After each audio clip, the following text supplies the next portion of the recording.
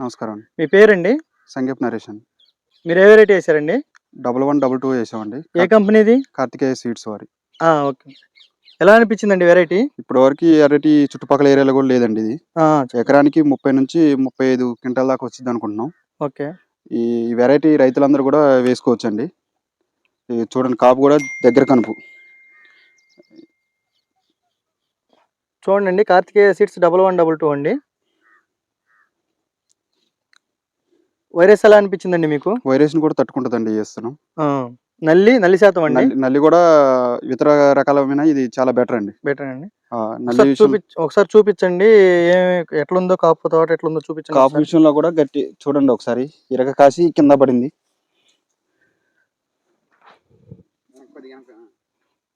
చూడండి, ఏ చెట్టు చూసినా కూడా ఇబ్బందిగా లేదండి. చూపిండి సార్ ఒకసారి.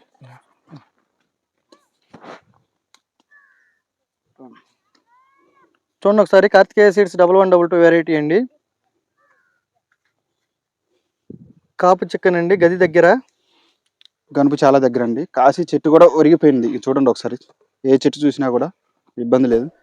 తాలిగాయ కూడా అసలు కావట్లేదండి. తాలిగాయ కూడా లేదు, తాలిగాయ కూడా లేదు అసలు లేదు.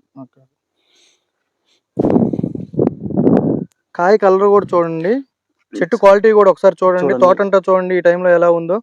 నల్లిని వైరస్ని రెండు తట్టుకుందండి. కింద నుంచి కాపు ఉందండి, వైరస్ కూడా తట్టుకుంది. గనుపు దగ్గరండి, బాగా చిక్కటి కాపు.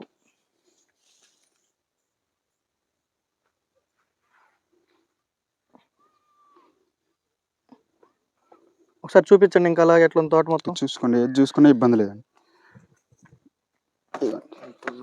చెట్లు కాసి ఒరిగిపోయినాయండి. ఏది చూసినా